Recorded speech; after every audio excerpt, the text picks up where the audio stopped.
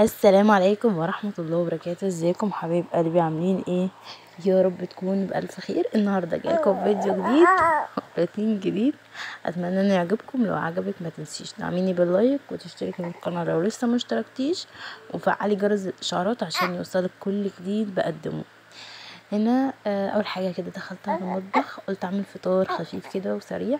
عملت بيض كده مسلوق، وحطيت كده عليه يعني حته زبده صغننه كده وقلبته فيها شويه عشان بحبش، معرفش مبقتش بحب طعم البيض نفسه كده صريح اللي هو المسلوق يعني.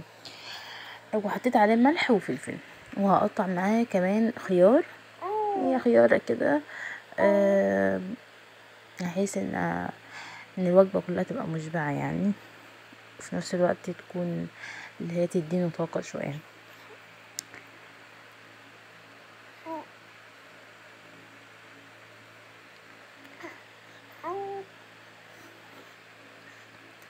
بس وهاخد معاه كده يعني نص رغيف عيش كده، وعملت طبعا اساسي طبعا شاي بس يعني خدت بقى الفطار بتاعي ودخلت فطرت.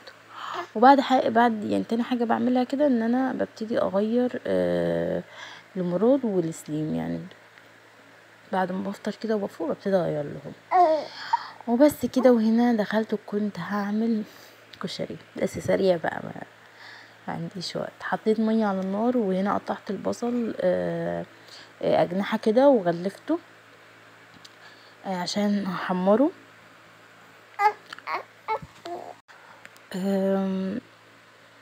فبصراحة قلت اعمل الاكلة دي يعني ليه تبقى في نفس الوقت مش هتاخد ان شاء الله وقت، لان كان عندي منها حاجات جاهزة. العدس بجبة كان عندي حبة مسلوقين وكنت حطاهم في الفريزر، طلعتهم بس يفكوا واوريهم لكم دلوقتي. هنا كنت هحمر البصل. انا بوريكم العدس اللي انا كنت سلقاه وحطاه مفرزناه، كانوا يعني باقيين وشلتهم بصراحه ساعتها. هنا الميه كانت غلت، حطيت المكرونه، حطيت حبه اسباجيتي وحبه صغيره. وهنا حمرت البصل وضربت الطماطم.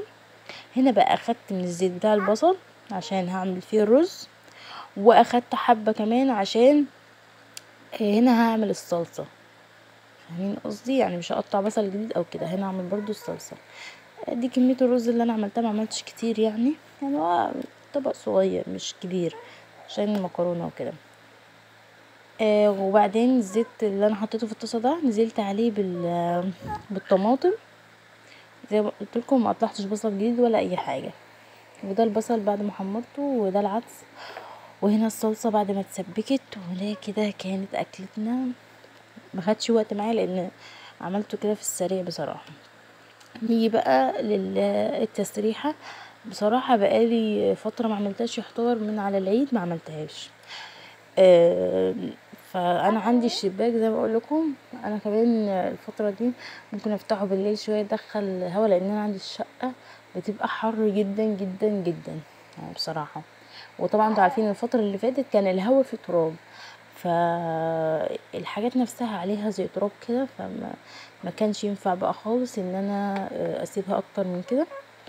فقلت في يوم مثلا هبقى يعني اخلص مثلا حاجات ورايا، لان انا عايزه اقول لكم ان مش كل حاجه بتتصور، يعني انا مش بصور كل حاجه. فقلت خلاص هظبطها كده. كده كنت خلصت الغدا بقى واكلنا وكل حاجه. وكمان انا عملت الاوضه دي، بس انا عشان ما بصورش الاوضه نفسها برضو عملتها ومسحتها وكل حاجه. قلت بقى اعمل التسريحه معاكم لان انا بصورها عادي معاكم. فهنا بقى ابتديت كده اشيل كل حاجه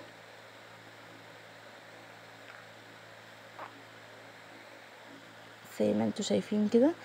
هنا بقول لكم هشيل المفرش لان الازاز بيبقى تحتيه بيبقى عليه تراب. وشلت كمان ال الباسكتات دي، وهبتدي امسح الحاجات اللي جواها كلها برضو عشان عليها تراب. فهبتدي برضو ان انا امسحها كده واحده واحده، لان زي ما بقول لكم المشكله عندي فعلا في ان الشبابيك بتدخل تراب، يعني حتى لو مقفوله انا ما اعرفش حتى التراب برضو بيدخل ازاي، يعني مش عارفه بصراحه. بس انتوا حتى هتلاحظوا الحاجات كلها زي عليها زي تراب كده. انا برش اللي هو اللافندر ده اصلا يعني برضه منعش كده، فحلو قوي. البادز بالشات دي اصلا حلوه جدا، من مش عارفه، اكيد هوريها لكم دلوقتي، من افوفا تقريبا. وحطيت هنا بقى، رتبت الدنيا كده زي ما انتوا شايفين بعد ما مسحتها.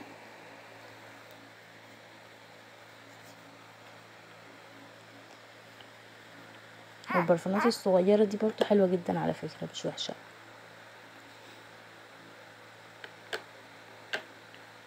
هبتدي بقى هنا اشيل المفرش نفسه، وهبتدي كده امسح الازاز بقى.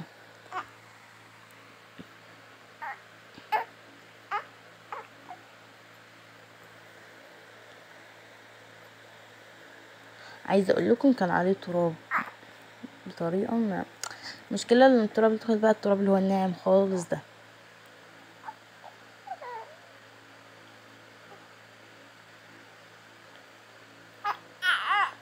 امسح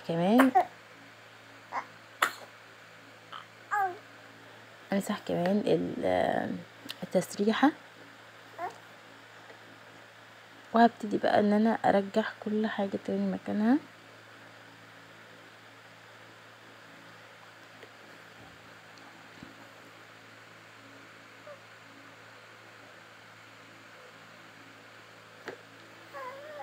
قلت احط الباسكت بقى بالشكل ده، كنت احط التاني زيه بس ما حسيتوش يعني. فهجيب بقى التاني. الباسكتات دي حلوه بصراحه، جمعت لي برضو الدنيا كده وروقتها، عشان كان برضو بياخد حيز، يعني كانت بتاخد مساحه وما كانش يعني مش عارفه يعني، بصراحه حبيتها اكتر من الصواني اللي انا كنت بحطها وكده، فحبيت الشكل ده احسن يعني. بس وحطيت الباسكت ده كده بزاويه، وهنا بقى حطيت هنا كنت بوريكم الاسم تقريبا، اوفوفا. ده ريحته فاكهه كده حلو قوي قوي قوي، كمان منعش جدا. بس وببتدي كده اظبط باقي الحاجات. طب بالشكل ده البرفان بتاع سليم. هو اطفال بس ريحته قويه، مش عارفه ليه. كنت جايبه له قبل كده اللي هو الازرق ده، كانت ريحته اهدى. ده ريحته قويه قوي، لو طفل عنده حساسيه يتعب منه. وده السيروم بتاع الشعر، حلو جدا، وريته لكم كتير جدا جدا. السيروم بيدي ترطيب للشعر حلو قوي، بس تحطيه على شعرك وهو مندي كده شويه.